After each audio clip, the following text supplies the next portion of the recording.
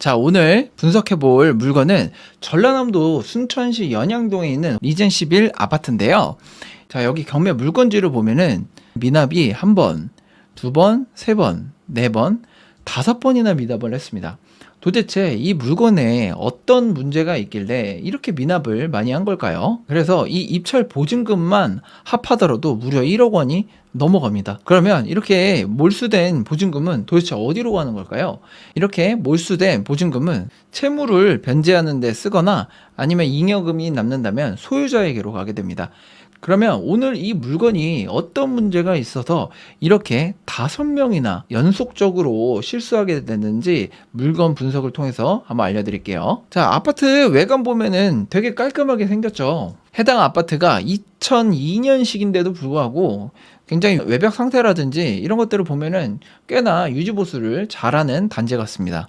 태양광도 굉장히 많이 달아놨네요. 그리고 입구도 보면은 굉장히 깔끔하게 관리를 잘하는 아파트인 게 좀 보입니다. 그리고 해당 호수에 그 현관문인데 현관문도 뭐 깔끔하죠. 그리고 입지를 한번 살펴보겠습니다. 보면은 순천시이잖아요. 그러니까 주변에 보면은 어떻게 보면 수도권에서 사시는 분들은 이렇게 단지가 이렇게 떨어져 있으니까 뭐 이런 게 거래가 되겠어 하겠는데, 이 보시면은 지방에서는 이런 입지의 아파트들이 굉장히 많아요. 그래도 여기는 보면은 초등학교도 있고 이 앞에 어쨌든 상권도 있고, 이런 지방의 입지들을 살펴볼 때는 네이버 지도로 기준으로 해서 넓게 본 다음에 지적 편집도로 그 색깔 나오는 거 있잖아요. 주거지는 노란색, 뭐 상업지는 빨간색, 그리고 공업지는 파란색, 이런 식으로 있는데, 이거를 네이버 지도를 조금 축소를 시킨 다음에 주변에 지적 편집도로 보시는 게 굉장히 좋아요. 지방 같은 경우에는요. 그래서 주변에 큰 공업단지가 있는지 아니면은 주변에 상업지가 있는지, 그렇게 해서 이 지방에서 이 입지가 대충 어떤 입지인지 그렇게 살펴보시는 걸 추천드립니다. 그런데 역시나 그런 것보다도 결국에는 이 단지 자체가 거래가 잘 되냐 안 되냐는 결국엔 실거래가로 보시면은 좋아요. 그래서 아까 물건이 21년에서 22년도에 매각이 됐었는데 이때 기준으로 한번 시세가 어땠는지 한번 살펴보겠습니다. 보니까 같은 면적 기준으로 해서 2층 물건이었으니까 1층 물건이 한 1억 9천, 그리고 기준층이 뭐 2억 1,500, 한 2억 정도 되는 걸로 봐서는 저희 경매 물건도 2층 물건이니까 최소한 1억 9천 이상은 하겠다라고 할 수 있겠죠. 그러면 기준가를 한 1억 9천으로 한번 잡아보겠습니다. 맨 마지막에 미납하시는 분이 1억 5천 8백만 원에 낙찰을 받았었어요. 근데도 그러면 어느 정도 얼추 괜찮은 가격에 낙찰을 받은 건데 왜 마지막 분마저도 미납을 했던 걸까요? 자, 그 답은 바로 권리 분석에 실패해 있었습니다. 자, 한번 권리 분석을 한번 살펴보겠습니다. 자, 권리 분석은 처음에 뭐 해야 돼요? 딱 보면은 가장 먼저 할 거는 말소 기준일을 찾는 겁니다. 자, 우리가 말소 기준 권리 배웠었잖아요. 그럼 말소 기준 권리가 될 수 있었던 거 6개 뭐라고 했었죠? 압류, 가압류, 저당권, 근저당권, 담보가등기, 경매, 개시등기, 이렇게 6개가 있었습니다. 자, 여기서 말소 기준 권리는 뭘까요? 자, 네, 압류, 최선순위 설정인 압류, 북광주 세무서의 압류 등기가 여기서는 말소 기준 권리가 되는 겁니다. 자, 그러면 이 말소 기준 권리, 말소 기준 일 뒤에 있는 권리들은 삭제가 된다라고 말씀드렸죠. 그래서 이 뒤에 있는 모든 권리는 경매 절차에서 다 삭제가 되니까 신경 쓸 게 아니라고 말씀드렸습니다. 그러면 2017년도 3월 9일 날 이후에 있는 권리들은 다 삭제가 될 것이고, 그리고 우리 임차인 권리를 한번 따져볼게요. 임차인 차땡땡 이 분께서 임차인이신데 전입일자가 2016년도 12월 13일이시고 확정일자가 2016년 11월 30일, 그리고 배당 요구는 배당 종기일 안에 하셔야 되는데 배당 종구일이 2021년도 2월 9일이었습니다. 그러면 배당 요구도 배당 요구 종기 기일 안에 잘 하셨죠? 그러면 자, 정리를 해보겠습니다.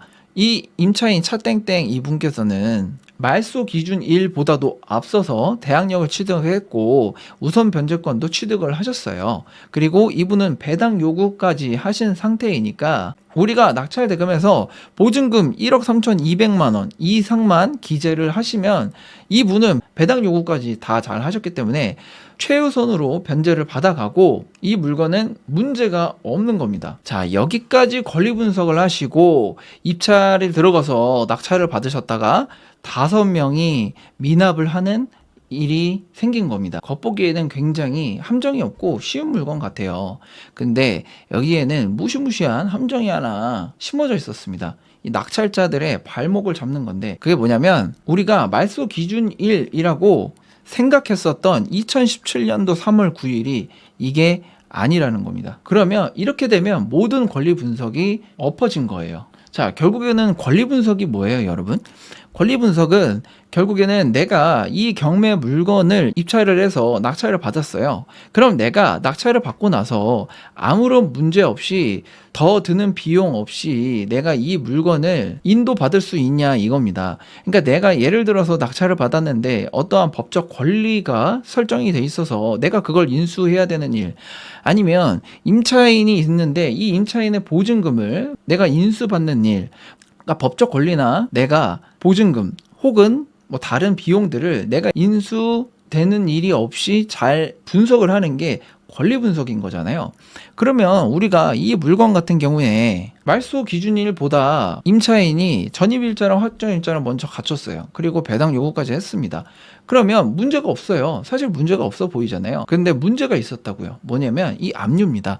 이 압류는 말소 기준일이 달라요. 예를 들어서 근저당권 같은 경우에는 이 설정 일자가 등기에 설정된 날짜가 그냥 말소 기준일입니다. 근데 이 압류, 이 세금은 달라요. 세금은 다른데 여기서 먼저 배당 순서에 대해서 한번 보겠습니다. 우리 무료 강의 3강에서 관리 분석 강의가 있잖아요. 그러면 한번 봤었던 표일 겁니다.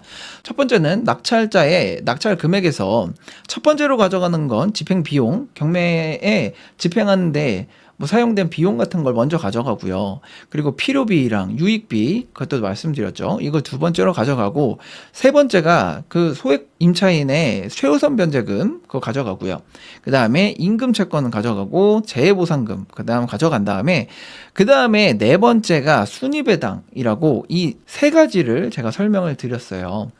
이 세 가지 권리일이 빠른 순서가 먼저 돈을 받아가는 겁니다. 우선 변제권은 우리 임차인의 우선 변제권이고, 그리고 담보물건 같은 경우에는 등기에 설정된 은행의 대출 근저당권 설정 날짜입니다. 근데 이게 문제가 여기 당해세인데요. 이 당해세는 그 해당 부동산에 부여가 된 세금이에요. 이 세금도 그럼 사실 압류 날짜로 해야 되는데 그게 아니라 이 세금 같은 경우에는 법정기일이라고 해서요. 그 해당 세금의 납세 고지서가 발생한 날짜입니다. 그래서 경매 사건에서는 그럼 법정기일을 어떻게 확인해야 되냐라고 하면은 이해관계인은 그 서류 문건을 열람을 할 수가 있어요. 입찰자 신분으로는 그걸 확인을 못하고 낙찰자가 돼서 확인하거나 아니면은 임차인이 있다면 그 임차인은 서류 열람을 할 수 있겠죠. 그래서 임차인에게 협조를 구해서 그렇게 확인하는 방법도 있긴 합니다. 자, 다시 돌아와서 2017년도 3월 9일이 압류 기입 등기인데 우리는 이때를 말소 기준일이라고 판단을 하고서 권리 분석을 했지만 이 압류의 법정 기일은 2016년도 12월 달보다도 빨랐던 겁니다. 그렇게 되면 첫 번째 1순위로 배당 받아가는 게 임차인이 아니라 북광주 세무서가 세금으로 먼저 가져간다는 거죠. 그렇게 되면 우리 북광주 세무서에서 얼마를 받아가는지 모르겠지만 상당 금액을 가져가게 된다면 우리가 전액 배당 받을 거라고 예상했었던 임차인의 보증금이 일정 금액 인수를 하게 됩니다. 그래서 낙찰자 입장에서는 해당 금액을 인수하면은 이익이 남지 않았기 때문에 미납한 걸로 보여집니다. 자, 이렇게 경매 입찰을 하다 보면 사실 문제 없는 물건들이 뭐 90% 이상이긴 합니다. 하지만 이렇게 10% 경매에 함정들이 숨어 있는 경우가 많습니다. 그렇게 되면 입찰 보증금을 날릴 위험이 있습니다. 그리고 한 번 미납했었던 물건은 재매각 물건이라고 해서 입찰 보증금을 2배를 내게 됩니다. 그렇게 되면 아까 봤었던 경우도 1억 5,800에 입찰에 참여를 했지만 입찰 보증금은 3천만 원이 넘어가는 거죠. 그러면 한 번에 권리 분석의 실수로 무려 3천만 원이라는 목돈을 잃게 되는 겁니다. 제가 다음 컨텐츠로는 경매 입찰 시에 조심해야 되는 물건들 총 정리를 알려드리겠습니다. 오늘 영상이 도움이 되셨다면 구독과 좋아요 부탁드릴게요. 감사합니다.